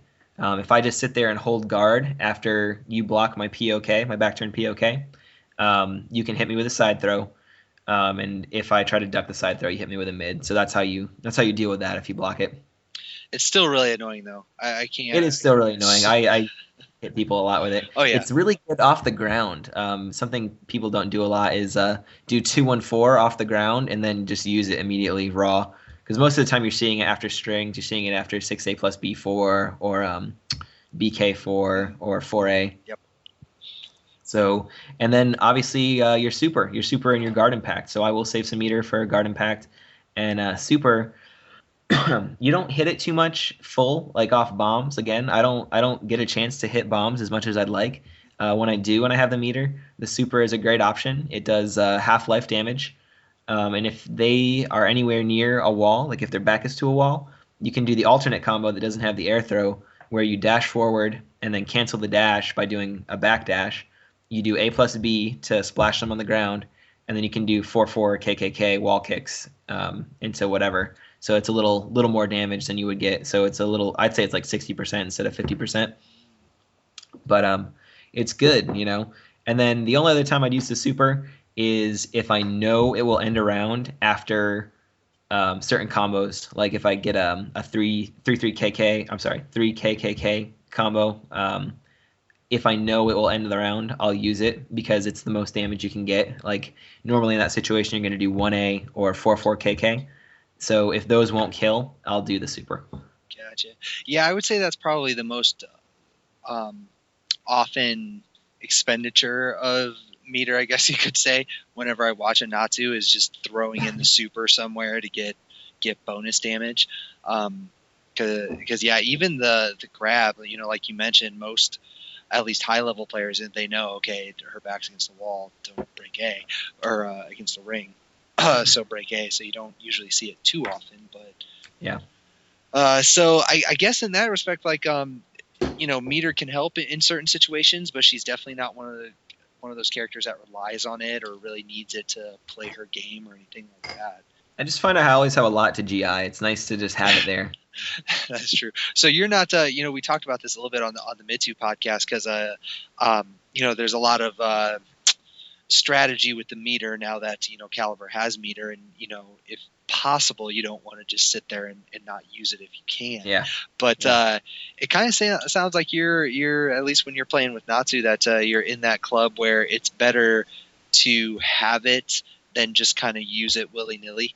You know, it's hard because a lot of her stuff it's punishable. You know, like you can't just toss out 6-6B Brave Edge because it's going to get ducked. The second hit is going to get ducked, and you're going to eat punishment. So if I'm not hitting 2-2B or another launcher where I can connect the 6-6B Brave Edge, I'm not usually tossing it out that much, or you know, a block punishment situation. But most of the times I'm waiting till I get some guaranteed damage off that. And then again with the POK, if you use it and you know, they sniff it out and they don't do anything, and you see that they don't do anything, you just wasted your meter. Mm-hmm. So you do have meter a lot. You definitely have it. Gotcha. All right, let's see. What have we not talked about? Do you have anything on your list there that we haven't talked about? She has a couple feints off of certain moves, like A+B. You can do back. She has AA forward, and she has the unblockable bomb, 2A+B, 6. And these are moves where she'll either teleport a little bit forward or a little bit back after she completes the move. I don't like them too much, but there are situations where they're beneficial. The A+B one is mainly, I try to save it for the end of a round, like if I need to clutch out some damage. I use A+B a lot. It's a great move. It covers step. It has a large horizontal, or a large forward range, I should say. Mm-hmm. And if you use it at close range, it actually has a little sidestep to it, so it'll go around some weird stuff, and obviously it jumps as well. Now the thing is, I use this a lot, and in matchups where characters have a 12 frame A, I will get punished. I'll get AA punished against Cervantes. Oh god, I hate it. You know, you eat A+B or A slide B everywhere. Yeah, so true. That's in my opinion, it's one of our hardest matchups because he can punish a lot of things that are usually only AA punishable. But that's another story. In any event, so off of A+B, if you use it a lot and you're getting punished for it a lot, it's not usually that harsh because you're only getting AA punished. And then if they're conditioned to punish it and you need some damage at the end of a round, you can do A+B 4. She'll teleport backwards out of the range of their AA, and you can do 6-6B Brave Edge, and it will hit them before they can recover. Even if they do a single A or a 2A, it will hit them before they can recover. Interesting. So that's really nice. The AA6 one is not particularly worth it in my opinion. It's punishable on block. It's not very advantageous in my opinion, and the unblockable one is not very good in my opinion either. She does have a couple other ones off of while standing AAA, which is while standing AA is a 2-hit string. It's a mid and then a high, and then it goes into the move. It looks just like A+B. That version of it is very, very punishable, but you can push back and it'll put her in possession. I don't use this very often either, but if you do use it, it's not bad bait for the PO Brave Edge, for the teleport Brave Edge, because a lot of times people will be going in to punish you pretty hard for doing it, and you'll end up behind them. While standing A is actually a very good move. We didn't really talk about it earlier, just to use in general. It's totally hit confirmable. It has a lot more forward range than you would expect, so you can kind of zone with it at mid range. You can do while standing AA and confirm if you got the counter hit, and then throw out the third hit. It's really good damage if you end up getting the counter hit, and it'll ring out. So it's not a terrible move. And then she also has the same option off of 2-2 KA. The A is, again, looks just like A plus B, but a lot less safe on block, and you can push 4 and go into possession. Not super good, but again, it's just something to break up the monotony. It's worth a try every once in a while to see if you can clutch out some damage. Yeah, I'm not a huge fan of 2-2K for whatever reason. Like, it feels like a really stupid move, but I eat it a lot. I don't know why. But Here's a funny tidbit about 2-2K as well. It's a sidestep move, obviously. So if you do 2-2K, you sidestep down, and then the K goes back the opposite direction you just came from. So you kind of lose the sidestep on it. It doesn't really cover as much damage as you'd like, or as much distance as you'd like, and that's not good. One of our Natsu players, I believe it was Flesh Masher, he found out this is universal, and a couple other characters can take advantage of this as well, Leisha in particular, that if you do 2-2 and then roll the stick to 8, so you do 2-2, 3-4, 3-4, 9. 9, 8. Yeah, exactly. Sorry, I was messing myself up there. That's okay. And you end at 8 and then do the K, you'll sidestep, and then you'll continue to do the 2-2K in the same direction you sidestep, because technically you're doing 8-8K. Interesting. So you get kind of like a double sidestep out of it. And yeah, it's good. It covers a lot more distance that way. Are you I might just be messing it up, because like I feel like I just did it, but when I did it, I actually didn't do the entire half circle. Like, every time I try to do the half circle, I keep going into possession. Oh, you have to do the opposite way. If you don't go back. You have to go forward, or else you go into possession. Oh, so 2, 1, 4. Okay, so 7, 8. Yep. Okay. Wow, that's interesting. That's nice. Yeah. So I mean, that was when he found that out, I was really appreciative of that. I like using that move quite a bit. It's not a bad move to just throw out. It is high, so that there's that, but it's not bad in general. So does that, when you do that, you said you still get the sidestep that you initially did. Does it, since you're actually moving that way with the K, does it actually give you a little boost in evasiveness? Yeah, that's what I'm saying. Oh, that's why it's good. Yeah, that's it gives you a little extra movement in that direction. Now, can you still, when you do it that way, can you still hit confirm the A plus B? Yeah. That's, in my opinion, that one is a slightly hard hit confirm. The window is pretty small, but it's definitely doable. Gotcha.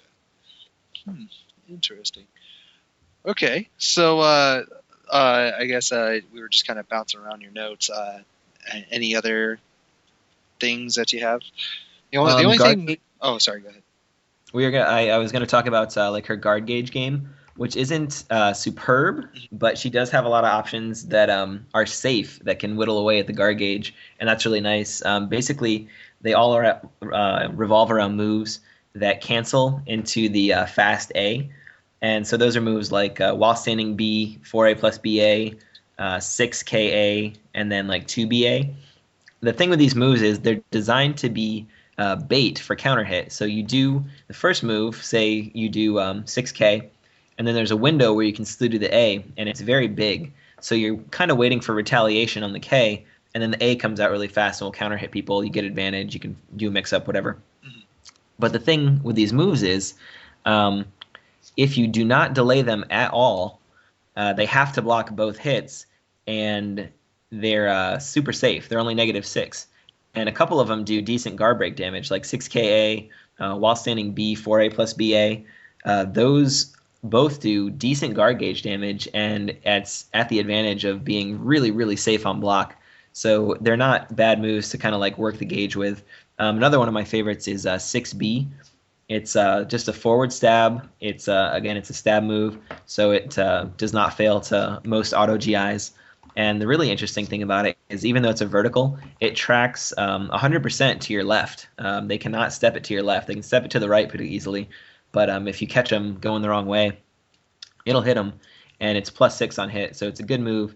doesn't break in a ton, but again, Natsu doesn't have a ton of those moves that are like really, really heavy guard gauge pressures. The only two I'd say that are notable that she has are obviously Possession B, the guard break one, A plus B, which is a flip move where she flips forward, and then if you block it, she rolls away.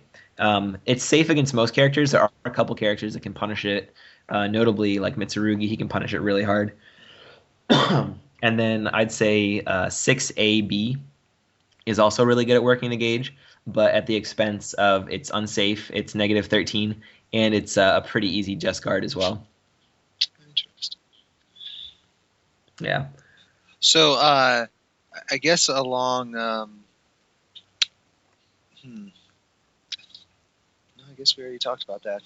Because the only really things like her guard break. I know for those who are noobs like me, I know you got to worry about the 6-6B Brave Edge. I mean, if you're not familiar with Natsu, definitely remember to duck that second hit. Otherwise, you're just going to get killed. But definitely.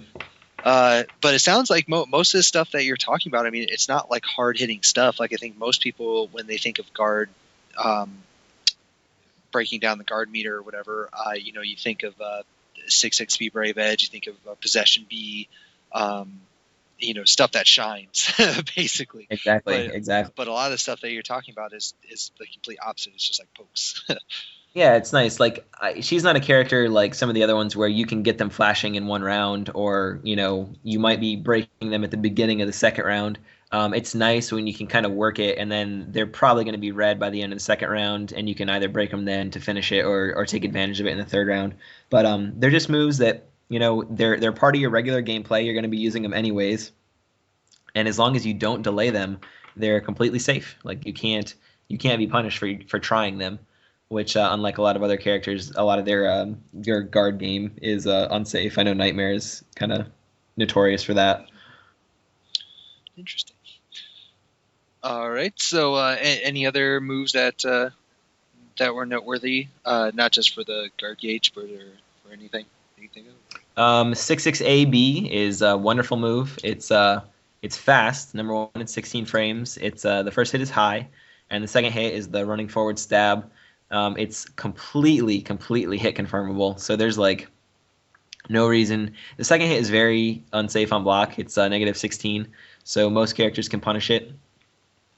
But there's no reason to toss it out there because it is completely hit confirmable on counter hit. You can see that spark and you can let it go at any time and it'll hit.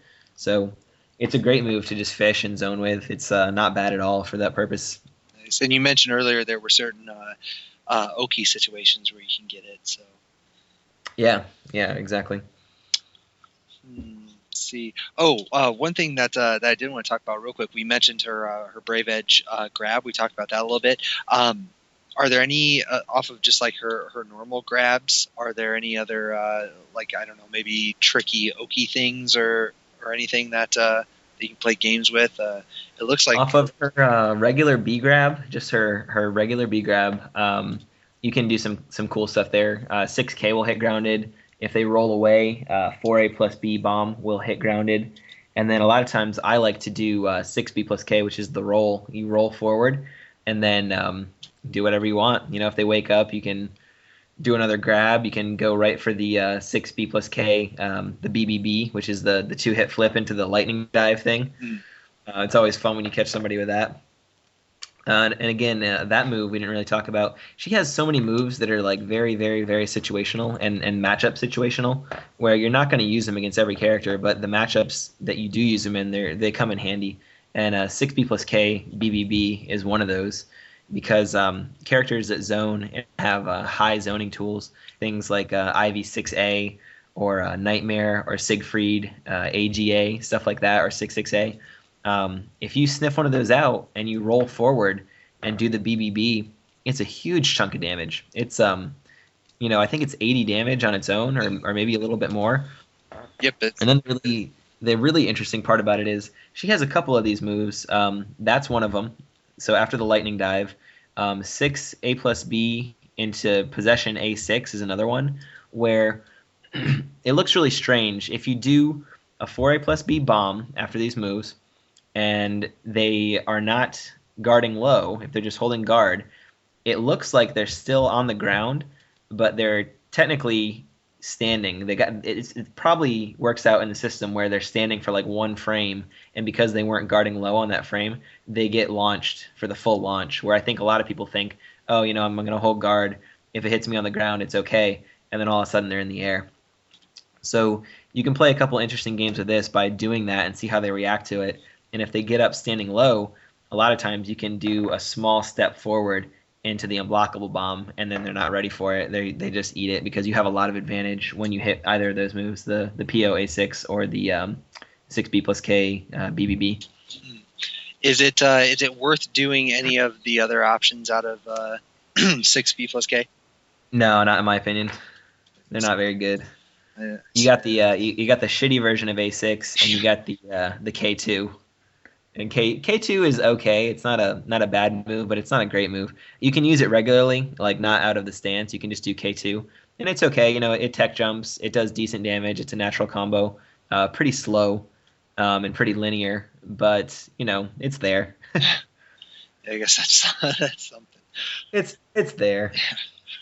All right. Another one of these moves that's really situational is 3A. Her 3A is it tech crouches. It's a mid horizontal slice, and on counter hit you get a double over stun with a huge advantage on it, so you can just force a mid low or a mid throw mix up.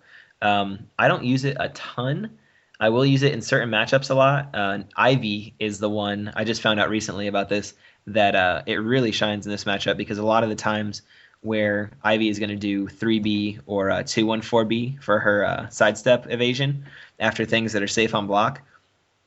If you do 3A, it'll catch them out of it, and it catches them out of it in such a way where they're back turned, and so their counter hit back turn double over, and if they're holding guard, they eat a back throw. So you're basically, if you hit them with this on counter hit during 3B or 2-1-4B, you get a 50-50 between a back throw or a power mid.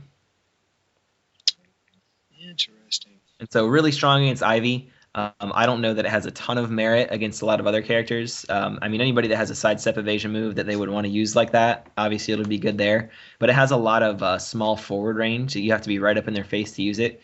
And it's also unsafe on block. Mildly so. It's only like -13, but it's still unsafe on block. So I guess unless you're playing against another Natsu, it's probably not going to be. Yeah, exactly. You don't.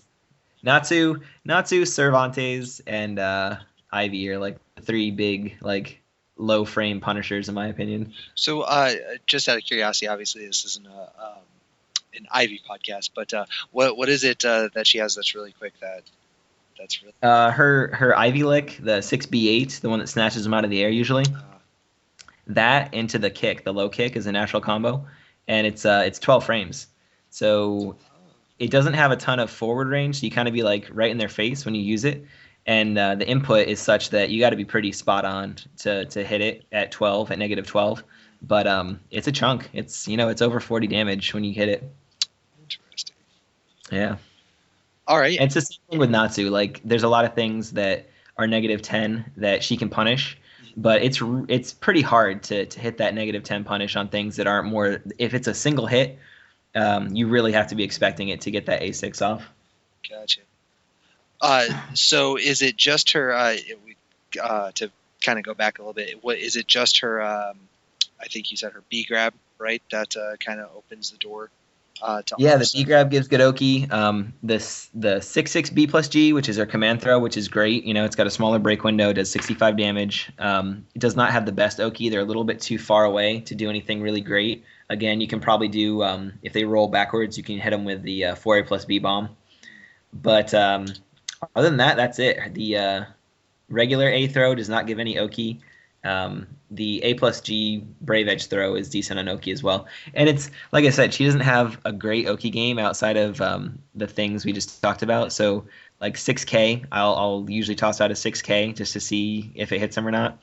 And that's about it, Or low, you go with 1K or 2K. Gotcha. Yeah, I guess the, having extremely strong grabs isn't critical for her because it's mostly just part of the whole mix-up poking Her system. grab range is terrible as well. I think it's one of the worst in the games, to be honest. It's really, really bad. Well, So the way I that don't she use. grabs is really goofy because like she kind of does this weird left to right thing.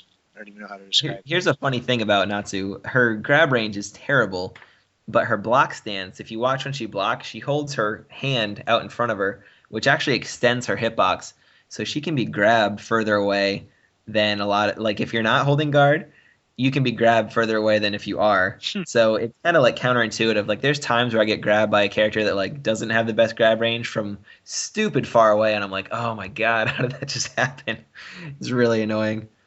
Wow, that does look really stupid. So, are there certain situations where I mean, I would imagine it's pretty hard to do, but certain situations where you're like, okay, if I block here, I'm actually opening myself up to something that I don't want to hit, or It's most of the time it's just a surprise to me. Like if I'm guarding and I get thrown from really, really far away, like I know why I just got thrown. It's because my hitbox is extended. It's just annoying that it happens. I don't really think about it in terms of like, oh, I should probably not guard here. gotcha. Okay, so it's more of a retroactive that sucks sort of thing. Yeah. Okay, that makes sense. I guess the last thing I wanted to touch on was just going back to like her ring out game and the fact that 22A, 22K, and A6 are so strong at the ring edge. You can kind of like corral your opponent towards the ring edge once you have them pushed back there. Um, you can kind of keep them there pretty easily with things like AAB and 22A, like I said. And then everybody, if they know better, is so scared of the mid ones. A6 rings out on normal hit. The other two you need a counter hit, but it opens you up. She has two low hitting ring out options, and that's 1A.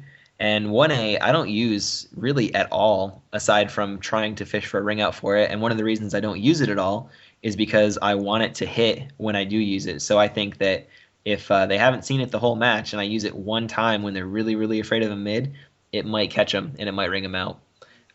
If they block it, I'm going to eat some block punishment, but it's worth a shot every now and again. And then the other one is possession B plus K, which is the low kick, where if she hits you, she flips off and backwards.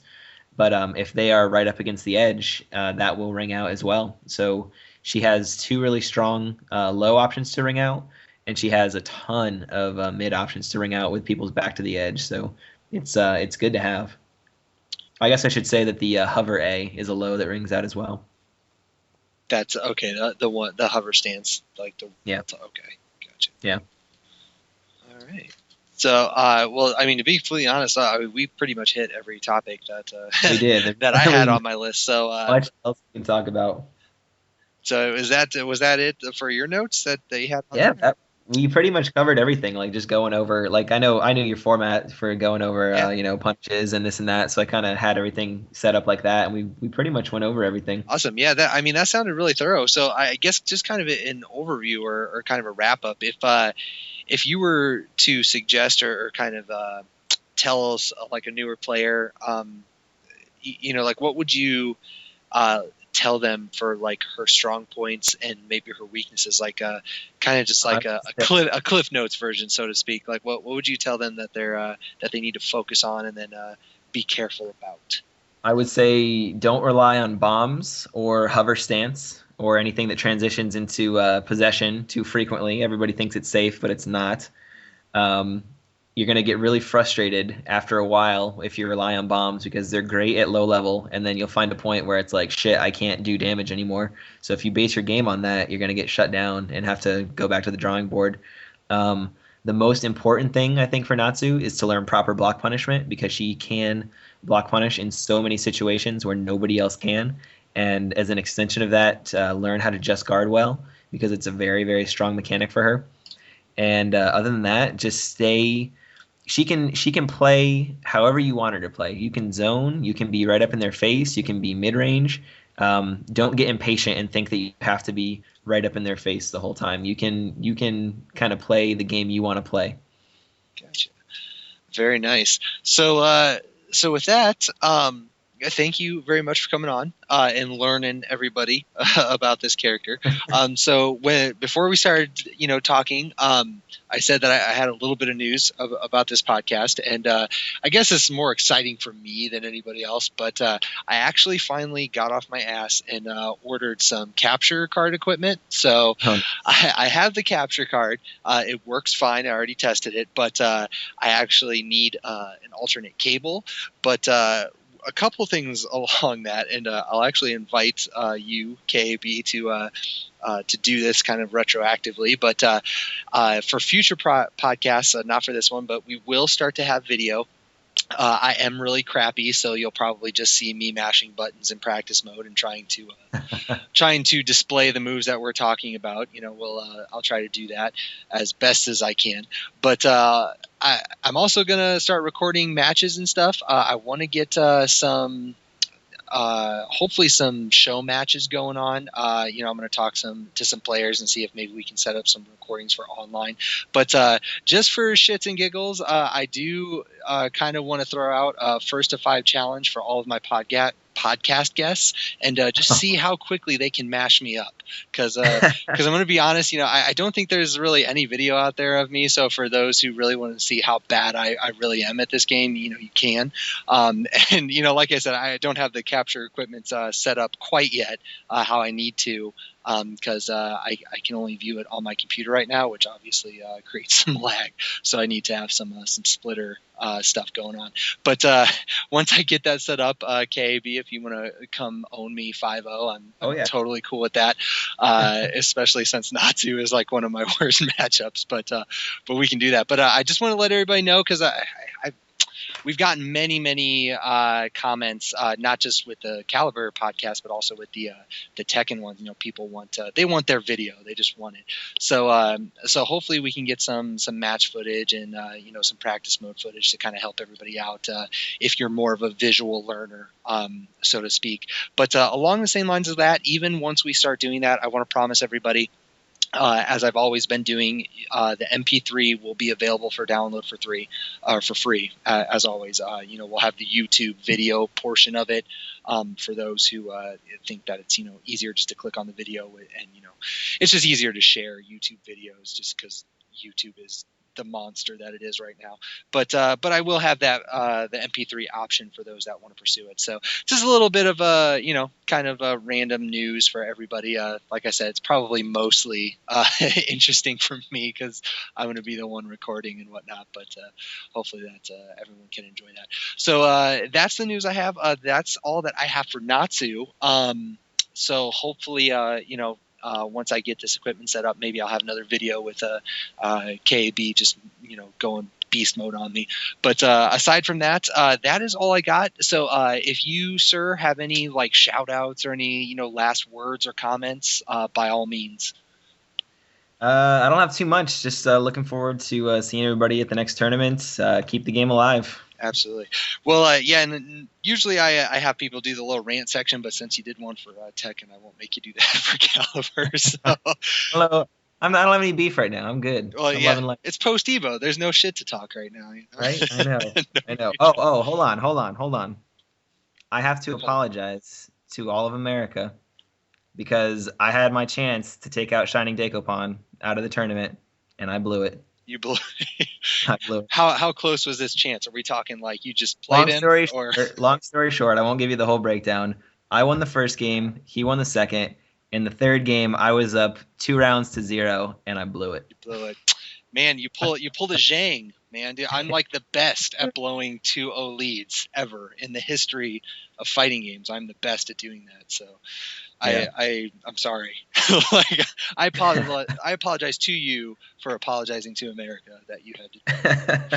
That's fair. Good stuff, man. But I look forward to doing the retroactive capture. It'd be good. We'll go into the practice, or we'll just make a room and we'll go over anything people want to see and do a 1st to 5. It'll be good. Yes, absolutely. And along those lines, just for everyone listening out there, I've kind of been throwing around this idea for a while, because not just for me, but I think that a lot of people would be really interested, because of online is so viable now, I think a lot of people would be interested in seeing those, even if it's not, money on the line or anything. I think people would like that. So, not just for me playing, but if you have any ideas or if you have any players or matches out there that you guys want to see, like, this player versus this player, definitely, PM me or, post up in the thread for this podcast or whatever. I will do my best to get them on because I know it's a pain in the ass for a lot of people to capture matches like that on their own. So, if we can set up something online and I can record those, just kind of be that third wheel, so to speak, in the room online, I'm more than happy to do that and put that up for people. So if you have suggestions, as always, I'm very open to it. We like the comments and opinions. We enjoy that stuff. And obviously, if I don't have to think up stuff on my own, that makes it easier for me.